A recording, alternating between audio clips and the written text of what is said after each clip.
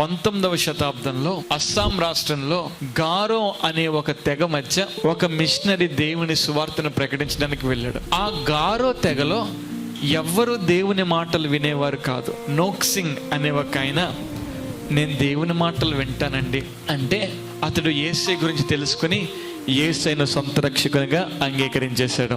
భార్య కూడా యేసయ్యను నమ్ముకుని భార్య కూడా బాప్తిస్మం పొంది యేసయ్యను సొంత రక్షకుని కింద అంగీకరించింది. ఈ వార్త అలా ట్రైబ్ అంతా పాకేసి అడవి నాయకుడు ఉంటాడు కదా, ఆ అడవి నాయకుడి దగ్గరికి వెళ్ళిపోయింది. అడవి నాయకుడు ఊరోళ్ళందరినీ పిలిచి అంటాడు, నోక్సింగ్, నువ్వు యేసయ్యని వదిలేస్తావా వదలవా?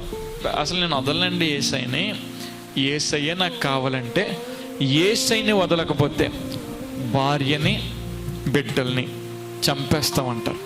అయినా నోక్సింగ్ చంపేయండి పర్వాలేదు అంటాడు. బాణం ఎక్కిపెట్టి, నోక్సింగ్ లాస్ట్ వార్నింగ్, భార్యని చంపేయమన్నా యేసయ్యని వదిలేస్తావా? నోక్సింగ్ అంటాడు, సార్ మీరు చంపేసినా కూడా నేను యేసయ్యని. ఆ మాట పూర్తవకుండా కానీ బాణం వదిలేరు, గుండెల్లోకి దిగిపోయింది బాణం. 2 పిల్లల్ని నుంచోబెట్టి, నోక్సింగ్ యేసయ్యని వదిలేస్తావా, నీ 2 పిల్లల్ని చంపేయమంటావా? నా పిల్లల్ని చంపేసిన నాకు యేసయ్యే కావాలి. లేతోళ్ళేమో పిల్లలదే, 2 మీదకి 2 బాణాలు వదిలితే ఈ పక్క నుంచి దిగి బాణం వెనకాల నుంచి వచ్చేసింది. 2 పిల్లలు చచ్చిపోయారు.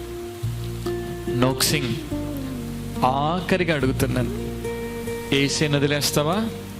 అయ్యా నా భార్యని చంపేశాం, యేసయ్యని వదిలేనా? లేదు. నా పిల్లల్ని చంపాం, యేసయ్యని వదిలేనా? లేదు.